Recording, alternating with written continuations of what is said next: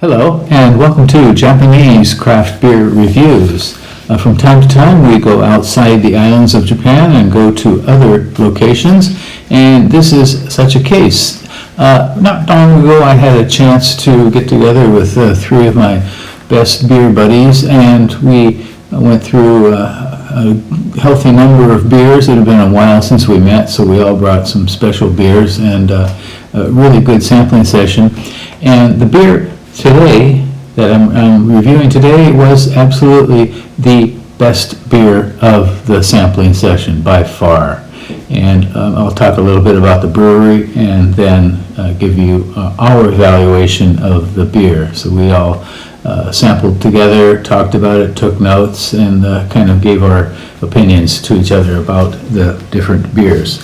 And this beer was bought by one of our friends in the one of the group, and it apparently cost 4,534 yen, which would be $30.36 in US dollar terms. In euros, 27 euros 92 cents. So not an inexpensive beer for sure. It's called Mills Brewing Etta, and now we will talk a little bit about the brewery before we get into the beer. So Mills Brewing was founded in a small town, actually maybe a village between Berkeley and Ham in Gloucestershire. And the founding couple, Johnny and Jen Mills, they met in Bristol in the UK, and they were beer lovers, and both of them were involved in beer-related businesses. And they visited the Sun Valley in Belgium several times, the home of Lambic and Goose beers, and went to many breweries and learned a lot about making wild ales. And they spent 4 years working and built up money to fund the brewery and to build up stock as well. And they didn't have their own brewery for quite a while. Now they do, and they have their own location. But for a long time, they did not have their own location. They specialize in wild ales, which of course means using wild yeasts and spontaneous fermentation. In other words, not using any really modern methods to get the beer going here. So, and it's kind of an aspect of terroir that is rarely considered. So in wine making, the aspect of terroir is quite important. Where the grapes were grown, the climate, the soil, that sort of thing. And in beer making, it's not very often considered. Beer is often an industrial process, beer making, and the products, the materials could come from anywhere in the world, and the production could be the same no matter where you are in the world. With wild fermentation, that is not the case at all. You're dependent upon the yeast that happens to be moving around in the air in the location where you are at, because you ferment, you expose the wort to the air just for one day or one night, and then you get it going in fermentation. Okay, so that's how it works. You don't add yeast, you use wild yeasts that are in the air. And Mills Brewing is devoted to what they call minimal modern intervention. So in other words, trying to make beer the old way, the old style, or the way it is made in traditional lambic breweries in the Sun Valley in Belgium, in places like Girardin, say, or Beaune, Cantillon, places like that, so where they do this kind of fermentation. So interesting aspect to it. So, now we're going to take a look at this unusual beer called Etta. And Etta was actually made to celebrate the birth of their daughter, and I believe it was their first child, this couple, Johnny and Jen Mills, and I assume her name is Etta too as well, so we have a nice sun shining down on what looks like perhaps a young child on the label. This is a strong wild ale, again 9% alcohol by volume, And what they did is kind of unusual. They produced two worts, two strong pale worts, and they did this in April and December of 2020, and they used malted barley, oats, and cane sugar. That's basically it. They added Hersbrucker hops, but they were aged Hersbrucker. Very often lambics will use aged hops, dried aged hops. And these Hersbrucker hops were aged, they came from 2013, so they were 7 or 8 years old before they were put into the beer.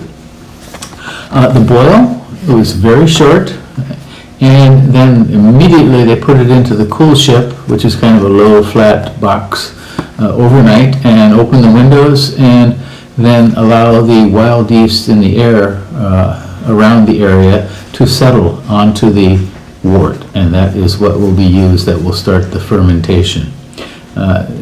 So that again is how lambics are produced, how wild ales are produced as well. The fermentation again took place in two different ways. One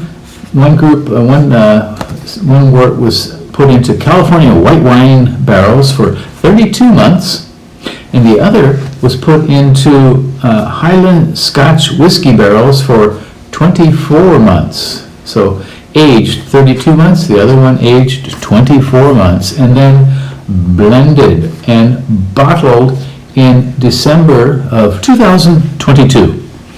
And so, again, produced in April and December of 2020, bottled in 2022 after having been aged for different periods, and then we had it in 2025, March, so about a little over maybe 2.5 years after bottling.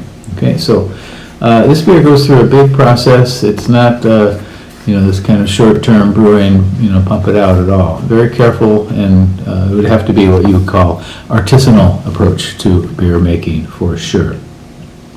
Untapped, this beer had 315 ratings when I checked, and the average was very high, 4.16 out of 5. Amazing.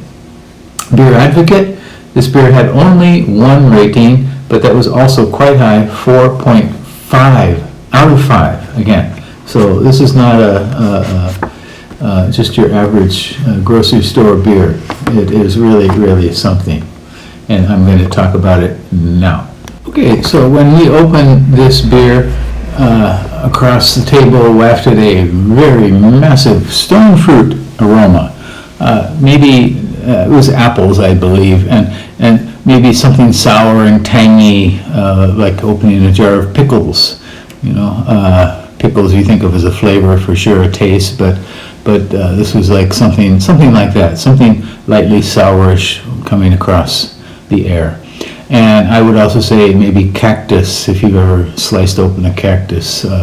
Cactus is used in Mexican cooking, and it definitely has an interesting kind of aroma. The flavor was absolutely exceptional. It was a lot of bright fruitiness, and then it got quite sour.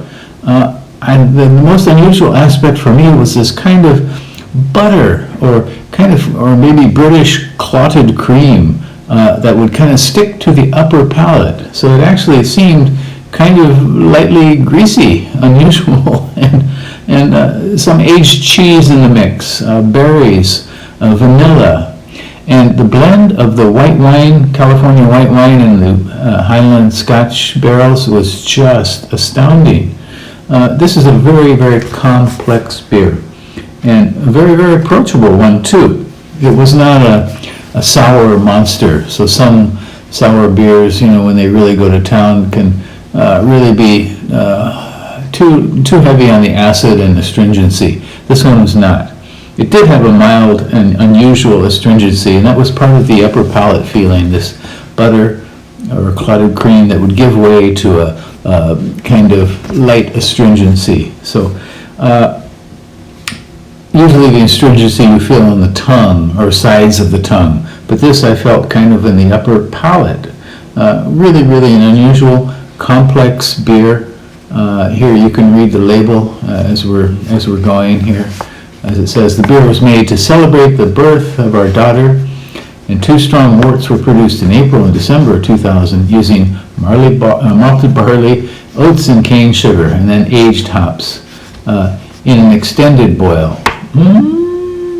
Okay, I said it was a short boil.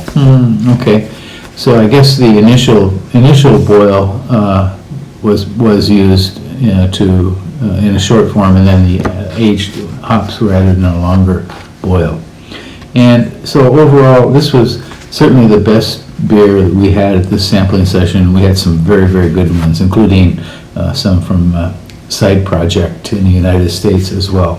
But this one topped them all. So I would say if you happen to see this beer anywhere, and this is a very small brewery, they are imported into Japan, and I would assume to the US as well. They're really, really making their mark. I'm going to put a link in the description to a couple of articles about not only this brewery but other breweries in Britain which are trying to take this approach to beer making, the wild ale approach, and make very, very unusual beers. So both of them are kind of long reads, but I hope you have a chance to take a look at them. And again, I'll put a link to them in the description below. Okay. Well, that's about it for today. Really an astounding beer, and one of the best beers I've had in a long, long time, from Mills Brewing in Gloucestershire, UK, and by a young couple. And again, they're a very, very small operation, but they deserve your attention. Mills Brewing Etta. That's it, and please do take care, stay healthy, drink good beer. Bye-bye.